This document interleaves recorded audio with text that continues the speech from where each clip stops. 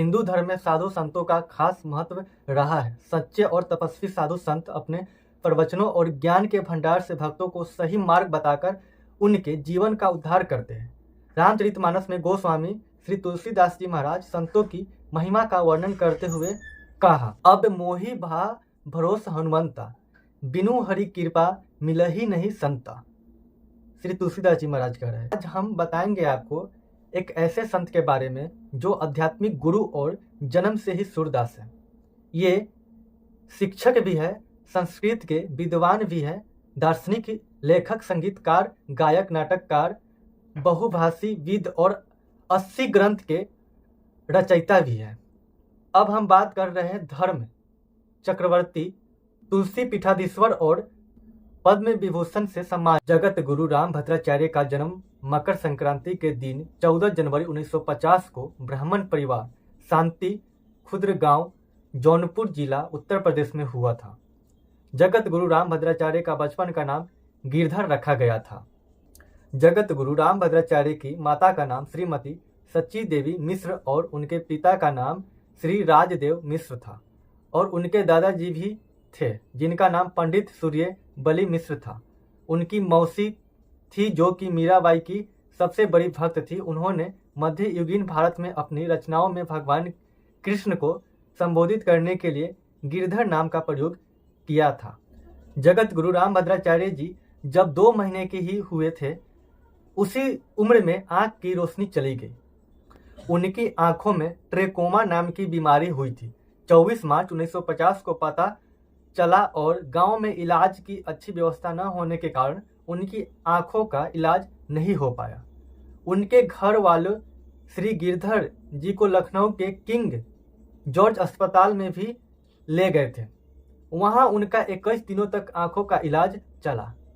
उनका काफी दिनों तक इलाज चला लेकिन उनकी आंखों की दृष्टि वापस नहीं लौटी। उस समय श्री गिरधर जी 2 महीने के थे। तभी से जगत गुरु रामभद्राचार्य अंधे हैं, सूरदास है, दिखाई नहीं देता है उनको।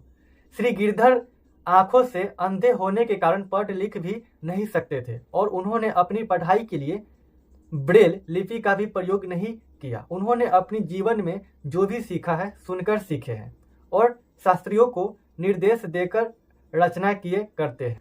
स्वामी रामभद्राचार्य के बचपन की दुर्घटना यह बात है जून 1953 की, जब स्वामी रामभद्राचार्य के गांव में एक बाजीगर बंदरों के नृत्य का शो करने आया था और उसी शो को रामभद्राचार्य जी देखने गए थे।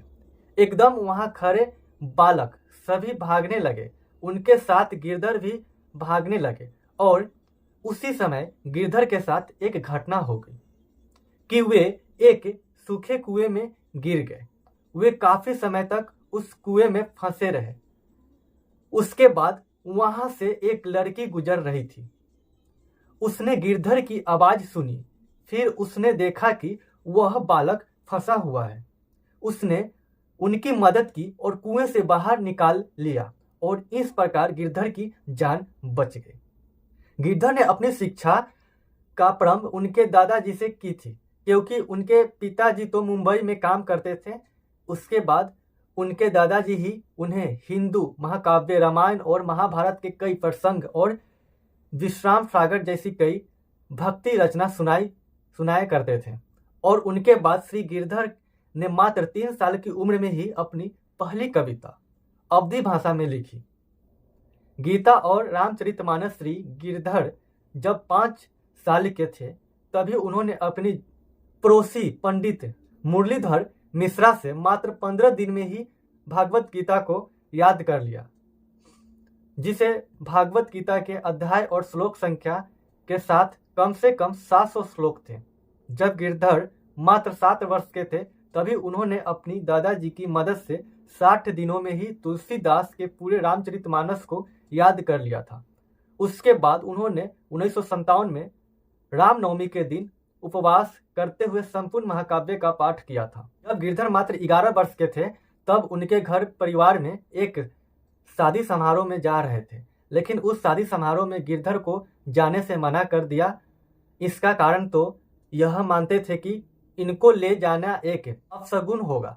उस समय कहीं भी उनकी उपस्थिति को अपशगुन मानते थे, क्योंकि बचपन से अंधे हो गए थे। जगत गुरु रामभद्राचार्य की शिक्षा के बारे में श्री गिरधर ने 17 साल की उम्र तक किसी भी स्कूल में जाकर शिक्षा प्राप्त नहीं की। उन्होंने बचपन में ही रचना सुनकर काफ़ी कुछ सीख लिया था।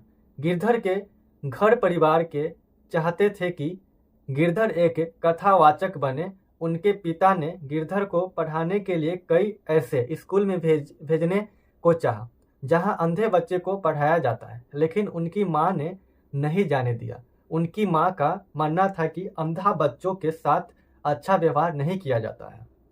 उसके बाद गिरधर ने 7 जुलाई 1967 को हिंदी, अंग्रेजी, सांस्कृतिक, व्याकरण जैसी कई सब्जेक्ट को पढ़ने के लिए एक गौरी शंकर संस्कृत कॉलेज में प्रवेश ले लिया।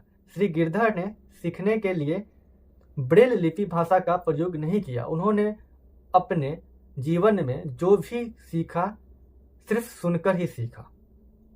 उसके कुछ दिनों के बाद उन्होंने भुजंग पर्यत छंद में संस्कृत का पहला श्लोक रचा। बाद में उन्होंने संपूर्णानंद सांस्कृतिक विद्यालय में प्रवेश किया। उनके बाद 1974 में बैचलर ऑफ आर्ट्स परीक्षा में टॉप किया और फिर उसी संस्थान में मास्टर ऑफ आर्ट्स किया और 30 अप्रैल 1976 को विश्वविद्यालय में पढ़ाने के लिए श्री गिरधर को आचार्य के रूप में घोषित किया गया। मास्टर डिग्री कंप्लीट होने के बाद उनके बाद गिरधर ने अपना जीवन समाज सेवा और विकलांग लोगों की सेवा में समर्पित कर दिए। उनके बाद 9 मई 1997 से गिरधर को सभी लोग रामभद्राचार्य के नाम से जानने लगे। श्री गिरधर ने 19 मई 1983 को बैरागी दीक्षा ली। इस समय गिरधर रामभद्राचार्य के नाम से जाने लगे थे। उनके बाद 1987 में रामभद्रा दास ने चिटकुट में तुलसी पीठ नाम से सामाजिक सेवा और धार्मिक संस्था की स्थापना की। जगत गुरु रामभद्राचार्य का पद कब मिला? तो 24 जून 1988 में रामभद्राचार्य को काशी विद्वत परिषद द्वारा तुलसी पीठ में जगत गुरु रामभद्राचार्य के रूप में चुना गया। उनके बाद उनका अयोध्या में अभिषेक किया गया, जिसके बाद उन्होंने स्वामी रामभद्राचार्य के नाम से जानने लगे। स्वामी रामभद्राचार्य ने अयोध्या मामले में गवाही दी। स्वामी रामभद्राचार्य ने अयोध्या में राम मंदिर होने की 437 प्रमाण कोर्ट को दिए। जगत गुरु रामभद्राचार्य प्राचीन ग्रंथों का उल्लेख में बताया है कि वाल्मीकि रामायण के बाल खंड में 8वें श्लोक में श्री राम जन्म के बारे में बताया है। उसके बाद स्कंद पुराण में भी बताया गया है कि इसके अलावा पूर्व अथर्ववेद के 10वें कांड में 31वें द्वितीय मंत्र में स्पष्ट कहा गया है कि 8 चक्रों व 9 प्रमुख द्वार वाली अयोध्या देवताओं की है। उसी अयोध्या में मंदिर है। स्वामी रामभद्राचार्य ने कहा है, वेद में राम जन्म का स्पष्ट प्रमाण दिया गया है। कहते हैं रामचरितमानस में स्पष्ट लिखा है कि बाबर के सेनापति और दुष्ट लोगों ने राम जन्मभूमि के मंदिर को तोड़कर मस्जिद को बनाया है और कई हिंदुओं को मार डाला। तुलसीदास ने इस पर अपना दुख भी प्रकट किया है, लेकिन वहां पर मंदिर तोड़े जाने के बाद भी हिंदू राम की सेवा करते थे। वहीं साधु संत सोते थे और प्रतीक्षा करते थे कि कभी तो राम लाला की कृपा होगी और एक ना एक दिन यहाँ पर मंदिर का निर्माण जरूरी होगा। रामभद्राचार्य को भारत के दूसरे सर्वोच्च नागरिक 2015 में पद्म भूषण पुरस्कार से सम्मानित किया गया। रामभद्राचार्य एक बहुत ही प्रतिष्ठित आदमी है, प्रतिष्ठित संत है। रामभद्राचार्य से हम सबको बहुत चीज़ सीखना चाहिए। एक सूरदास होकर, एक अंधे होकर, जिनके पास कुछ आँख भी नहीं था, फिर भी इतना चीज़ धर्म के बारे में इतना कुछ सीख पाए, सुनकर सीख पाए। हम सबके आँख होते हुए भी इतना कुछ सीख नहीं पाते हैं।